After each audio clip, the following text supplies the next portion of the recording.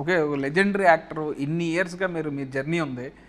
ఇన్నిట్లో మీరు robin hood మీద special interest పెట్టారన్న విషయం నాకు తెలుసు, పనిచేసిన వాళ్ళందరికీ తెలుసు. దాని రీజన్ ఏంటి సార్? అసలు మీరు ఈ సినిమా చూస్ చేసుకోవడానికి కారణం ఏంటి? నేను వెంకీ రైటర్ డైరెక్టర్గా తను నాకు వచ్చి, సార్ మీకు ఒక స్పెషల్ క్యారెక్టర్ రాశాను ఇందులో, ఈ కథ వినండి అని చెప్పినప్పుడు నాకు టోటల్ మీద నాకు అనిపించింది ఏంటంటే, రాబిన్ హుడ్ అనగానే మనందరికీ గుర్తొచ్చేది ఏంటి? రాబిన్ హుడ్ అనగానే ఇంగ్లీష్లో ఒక క్లాస్ దొంగ.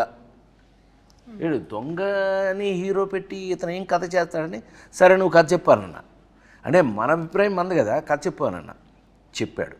చెప్పిన తర్వాత నాకు ఒక అద్భుతమైన అభిప్రాయం ఏమొచ్చింది ఈ కథ మీద అనంటే, రాబిన్ హుడ్ లాంటి దొంగ, అది దొంగతనం చేసి దొంగలైతే అతనే కనుక హీరో అయ్యి ఈ కథని నడిపిస్తే, ప్రతి ఇంట్లోనూ ఒక రాబిన్ హుడ్ లాంటి ఒక మంచి దొంగ ఉంటే ఆ ఇంటికి ఎంత ఉపయోగపడుతుంది.